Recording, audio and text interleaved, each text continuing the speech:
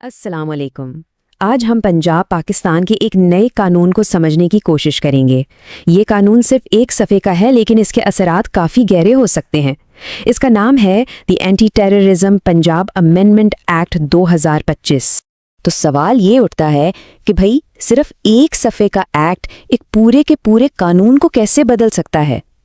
यही सवाल दरअसल इस सारी गुफ्तगू की बुनियाद है, और इसका जवाब वाकई दिलचस्प है, क्योंकि इससे हमें पता चलता है कि कानून में कभी कभी चंद अल्फाज की तब्दीली के भी कितने बड़े नताइज निकल सकते हैं। तो आइए इसको ज़रा तफसील से समझते हैं। सबसे पहले हम इस नए कानून की बुनियादी बातों पर नज़र डालेंगे कि ये आखिर है क्या और ये इतनी जल्दी वजूद में आया कैसे। इस कानून का पूरा सरकारी नाम तो है एंटी टेररिज्म पंजाब तरमीमी एक्ट 2025।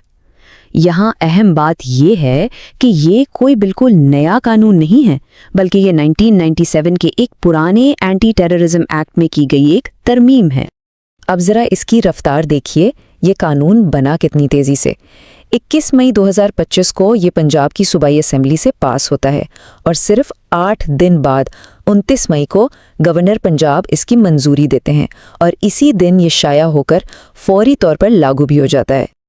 अच्छा, तो अब आते हैं असल बात पर, यानी इस कानून के मतन पर। इसमें जो पहली अहम तब्दीली है वो सेक्शन 11 EECE से मुताल्लिक है। आइए देखते हैं कि इसमें क्या कहा गया है। कानून में जो नया मतन शामिल किया गया है वो ये है, मजीद ये कि ज़ैली दफ़ा 3 की शर्त ऐसे शख्स पर लागू नहीं होगी। देखें, कानूनी ज़ुबान थोड़ी पेचीदा लग सकती है, लेकिन इसका सीधा मतलब ये है कि कुछ ख़ास लोगों को एक पुरानी शर्त से इस्तिस्ना दिया जा रहा है।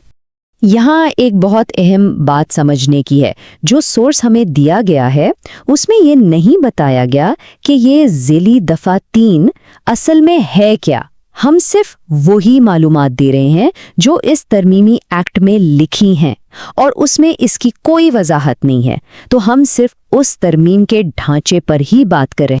अच्छा जी, तो दूसरी बड़ी तब्दीली क्या है? ये है तफ्तीश के तरीक़ेकार के बारे में, यानी अब तहकीकात करेगा कौन? जवाब है एक नई किस्म की तहकीकाती टीम। ये इस तरमीम का दूसरा बड़ा सुतून है। यहाँ आप पुराने और नए कानून में फ़र्क साफ देख सकते हैं। पहले हिरासती इंक्वायरी का एक आम तरीक़ेकार था, लेकिन अब नया उसूल ये है कि अगर हिरासत का हुक्म मुसल्लह फ़ौज या सिविल मुसल्लह अफ़वाज ने दिया हो तो उसकी इंक्वायरी लाजमी तौर पर एक जॉइंट इन्वेस्टिगेशन टीम ही करेगी। तो ये जॉइंट इन्वेस्टिगेशन टीम आखिर होती क्या चीज़ है? बहुत ही सादा अल्फाज में ये एक ऐसी टीम है जिसमें कई मुख्तलिफ सिक्योरिटी और कानून नाफिज करने वाले इदारों के लोग शामिल होते हैं, ताकि वो मिलकर किसी मामले की तफ्तीश कर सकें। और इस टीम में कौन कौन होगा? यहाँ वाज़े तौर पर बताया गया है एक पुलिस ऑफिसर जो कम से कम SP रैंक का हो, इंटेलिजेंस एजेंसियों का एक मेंबर, सिविल मुसल्लह अफवाज का एक मेंबर, मुसल्लह अफवाज का एक मेंबर, और दूसरे कानून नाफिज करने वाले इदारों का भी एक मेंबर। यानी ये एक बहुत ही मुतनव्वे और पावरफुल टीम है। अब हम आते हैं तीसरी और शायद सबसे दिलचस्प तब्दीली की तरफ। वो ये है कि ये एक ऐसा कानून है जिसकी एक आखिरी तारीख, एक डेडलाइन भी है, सिर्फ 2 साल। ये बहुत ही अहम नुक्ता है। ये सारी तब्दीलियां जिन पर हमने अभी बात की है, यानी वो इस्तिस्ना और ये नई तहकीकाती टीम, ये सब कुछ सिर्फ 2 साल के लिए है। कानून की असल शक ये कहती है कि ज़ैली दफ़ा 1 और 2 की दफ़ाआत एक्ट सन 2025 के शुरू होने से 2 साल की मुद्दत तक नाफिज रहेंगी। इसका मतलब साफ है कि ये तब्दीलियां मुस्तकिल नहीं हैं, बल्कि एक तयशुदा वक्त के लिए हैं। कानून की दुनिया में ना इस चीज़ को कहते हैं सनसेट क्लॉज। ये एक ऐसी कानूनी शिक होती है जो ये कहती है कि कोई कानून एक ख़ास तारीख के बाद खुद ब खुद ख़त्म हो जाएगा, हाँ, अगर उसे कानून साजी के ज़रिए आगे ना बढ़ाया जाए। तो चलें जल्दी से दोहरा लेते हैं कि हमने क्या सीखा।